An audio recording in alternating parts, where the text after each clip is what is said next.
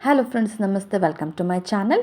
ಇವತ್ತು ನಾನು ನಿಮ್ಮ ಜೊತೆ ಎಲ್ಲ ಕೆಲವಷ್ಟು ಟಿಪ್ಸ್ನ ಶೇರ್ ಮಾಡ್ಕೊಳ್ತಾ ಇದ್ದೀನಿ. ನೀವೇನಾದರೂ ಇನ್ನೂ ನನ್ನ ಚಾನಲ್ನ ಸಬ್ಸ್ಕ್ರೈಬ್ ಮಾಡಿಲ್ಲ ಅಂದರೆ ಸಬ್ಸ್ಕ್ರೈಬ್ ಮಾಡಿ, ಹಾಗೆ ಬೆಲ್ ಐಕಾನ್ನ ಕ್ಲಿಕ್ ಮಾಡಿ. ನೋಡಿ, ಹೀಗೆ ಹಳೆ ಪೆನ್ಸು ಇಂಕ್ ಖಾಲಿ ಆಗಿಬಿಟ್ಟಿರುತ್ತೆಲ್ಲ, ಕೆಲವೊಂದು ಬರೆಯೋದಿಲ್ಲ, ಅದನ್ನು ನಾವು ಬಿಸಾಕ್ಬಿಡ್ತೀವಿ. ಅದರ ಬದಲು ಈ ಥರ ಪೆನ್ ಕ್ಯಾಪ್ಸ್ನ ನೋಡಿ, ಈ ಥರ ಪ್ಯಾಕೆಟ್ಸು ಕಿಚನಲ್ಲಿ ನಾವು ಪ್ಯಾಕೆಟ್ಸ್ ಎಲ್ಲ ಬಾಕ್ಸಲ್ಲಿ ಹಾಕಿ ಮಿಕ್ಕಿರೋದನ್ನು ಹಾಗೆ ಇಟ್ಟಿರ್ತೇವಲ್ಲ, ಅದಕ್ಕೆ ನೋಡಿ ಈ ಥರ ಈಸಿಯಾಗಿ ಲಾಕ್ ಥರ ಯೂಸ್ ಮಾಡ್ಕೊಳ್ಬೋದು. ನೀವು ಕೂಡ ಇದನ್ನು ಟ್ರೈ ಮಾಡಿ. ಹಾಗೆ ಕೆಲವೊಂದು ಸತಿ ಕಿಚನ್ ಹತ್ರ, ಸಿಂಕ್ಗಳ ಹತ್ರ ಹ್ಯಾಂಗರ್ಸು ಇರೋದಿಲ್ಲ ಟವಲ್ಸಿಗೆ. ಆಗ ಈಸಿಯಾಗಿ ಹೇಗೆ ಹ್ಯಾಂಗರ್ನ ಮಾಡ್ಕೊಳ್ಬೋದು ಅಂದರೆ, ಇಲ್ಲಿ ನೋಡಿ, ಈ ಥರ ಹುಕ್ ಹಾಕಿಬಿಟ್ಟು ಈ ಥರ ಒಂದು ಸಿಂಗಲ್ ಬ್ಯಾಂಗಲ್ಗೆ ಈ ಥರ ಬಟ್ಟೆ ಹಾಕಿಬಿಟ್ರೆ ಈಸಿಯಾಗಿ ಹ್ಯಾಂಗರು ರೆಡಿ ಆಗುತ್ತೆ. ಏನೂ ಸಪೋರ್ಟು ಬೇಕಾಗಿಲ್ಲ, ಈಸಿಯಾಗಿ ನೀವು ಕೈ ಒರೆಸ್ಕೊಳ್ಬೋದು.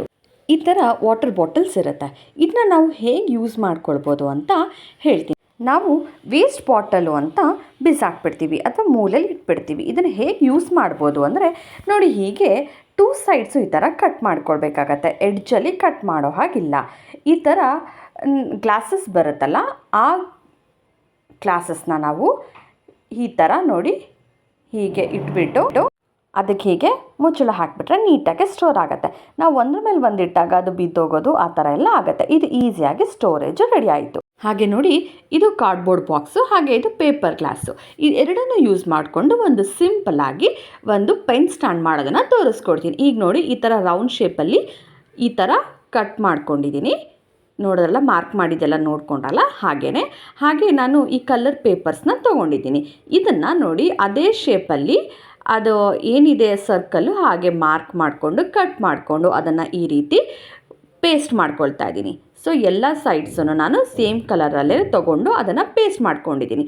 ಆಮೇಲೆ ಆ ಹೋಲ್ ಏನಿತ್ತು ಅದರೊಳಗಡೆ ಗ್ಲಾಸ್ನ ಇಟ್ಟಿದ್ದೀನಿ. ಸ್ವಲ್ಪ ಗಮ್ ಹಾಕಿ ಪೇಸ್ಟ್ ಮಾಡಿ ಇಟ್ಟಿದ್ದೀನಿ. ನೋಡೋದಲ್ಲ, ಒಂದು ಈಸಿಯಾದಂಥ ಪೆನ್ ಸ್ಟ್ಯಾಂಡು ರೆಡಿಯಾಗಿದೆ. ನೀವು ಕೂಡ ಟ್ರೈ ಮಾಡಿ. ಹಾಗೆ ನಿಂಬೆಹಣ್ಣನ್ನು ಹೇಗೆ ಫ್ರೆಶ್ ಆಗಿ ತುಂಬ ದಿವಸ ಇಡ್ಬೋದು ಅಂತ ನೋಡೋಣ. ಇದಕ್ಕೆ ನಾವು ಕುಕ್ಕಿಂಗ್ ಆಯಿಲ್ನ ಹೀಗೆ ನಿಂಬೆಹಣ್ಣಿಗೆ ಈ ಥರ ಹಚ್ಚಿಬಿಟ್ಟು ಒಂದು ಬಾಕ್ಸ್ನಲ್ಲಿ ಸ್ಟೋರ್ ಮಾಡಿ ಅದನ್ನು ಇಟ್ಕೊಂಡ್ರೆ ಫ್ರಿಜ್ಜಲ್ಲಿಟ್ಟಾಗ ಅದು ನೀಟಾಗಿ ಎಷ್ಟು ದಿನ ಬೇಕಾದರೂ ಫ್ರೆಶ್ ಆಗಿ ಇರುತ್ತೆ. ಯಾವುದು ಬೇಕಾದರೂ ಕುಕ್ಕಿಂಗ್ ಆಯಿಲ್ನ ನೀವು ಯಾವ್ದು ಯೂಸ್ ಮಾಡ್ತಾ ಇರ್ತೀರೋ ಆ ಆಯಿಲ್ನ ಯೂಸ್ ಮಾಡ್ಬೋದು. ಇದನ್ನು ನೀಟಾಗಿ ಕ್ಲೋಸ್ ಮಾಡಿ ಸ್ಟೋರ್ ಮಾಡಿದ್ರೆ ನೀಟಾಗಿ ಇರುತ್ತೆ.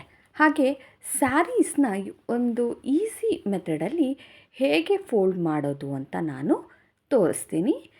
ನೋಡಿ, ಈ ಥರ ನಾವು ಬ್ಲೌಸ್ ಸಮೇತ ಹೇಗೆ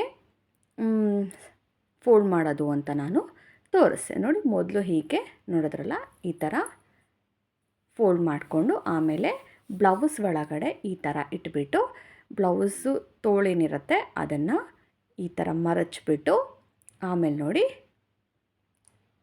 ವೆರಿ ಈಸಿಯಾಗಿ ಸಿಂಪಲ್ಲಾಗಿ ಆಗೋಯಿತು. ಬ್ಲೌಸಿಗೆ ಏನಾದ್ರು ದಾರ ಇದ್ದರೆ ದಾರ ಕೂಡ ಹೀಗೆ ಕಟ್ಕೊಂಡ್ರೆ ಇನ್ನೂ ಬಿಗಿಯಾಗಿ ನೀಟಾಗಿ ಫಿಕ್ಸ್ ಆಗಿ ಕೂತ್ಕೊಳ್ಳುತ್ತೆ. ಈಸಿಯಾಗಿ ನಮಗೆ ಸ್ಯಾರಿ ವಿತ್ ಬ್ಲೌಸ್ ಎರಡೂ ಸಿಗುತ್ತೆ.